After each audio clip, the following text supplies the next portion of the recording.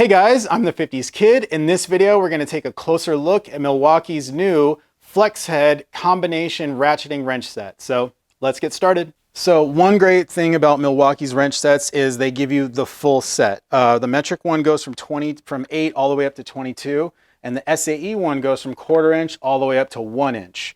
I haven't broken into the SAE set yet, of course. I'm going to get it out of the way because it's taking up too much space, but that's the thing with Milwaukee is they give you every size, and I love that. They don't skip sizes. That's very important in a wrench set, any wrench set. So these, let's take a look at them this way. These are flex head ratcheting wrench sets. Now, there are different designs when it comes to ratcheting wrenches. There are reversible and non-reversible. Let me show you an example of reversible. So I don't have an example in Milwaukee wrenches because they don't make the reversible, but we'll have to, show another brand for that. But basically a reversible, it has like it has the reversible mechanism in it. And the thing about that is that it's always going to be inherently weaker than this design, which Milwaukee ended up going with. This design has no reversible mechanism, so it's definitely going to be stronger.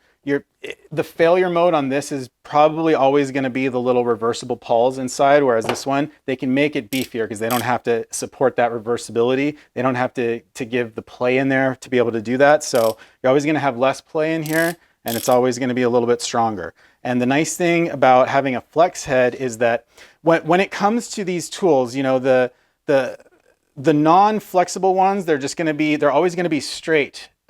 And the reason is, they're never going to have this sort of offset in them. You always want an offset in a wrench because that lets you get your fingers underneath it when you're putting it up against, let's say, a firewall or something like that. When you're putting it down on something, you want to be able to get your fingers underneath so you can swing it back and forth. But in the non-flexible version of this wrench, they can't make it offset because you have to be able to reverse the wrench in order to loosen or tighten something. So if they made it offset, you would never be able to get this on the other way.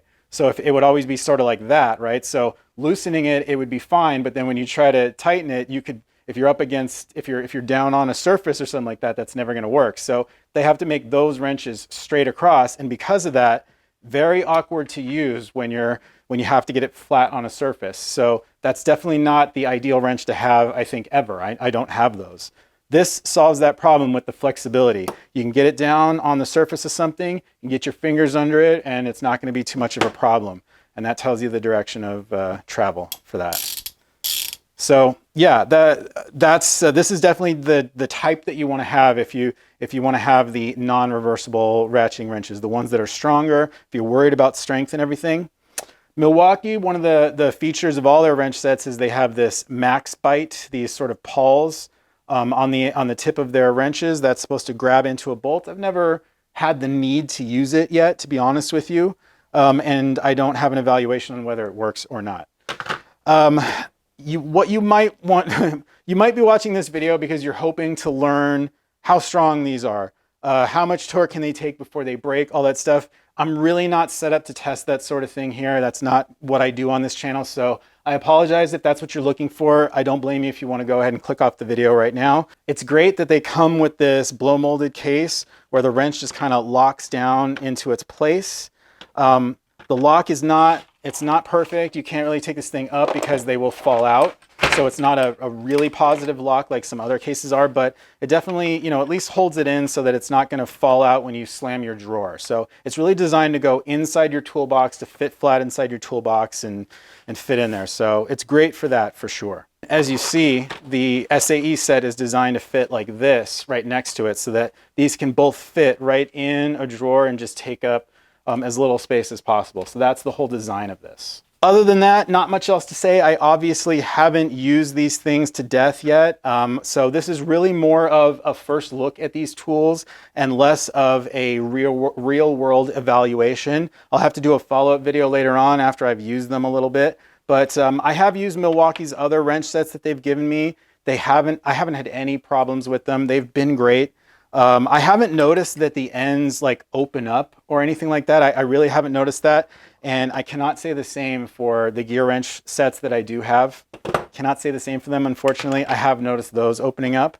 But yeah, these seem these have always seemed a little beefier, and it hasn't seemed like the ends open up. And I will say I've never noticed any problems with the machining on them, or, you know, with some wrench sets, cheaper wrench sets, you will find that the 18 is really a 19 or the 19 is really an 18, something like that. That never happens with Milwaukee. They definitely have good quality control. I've never had any problems with their sets as far as that goes.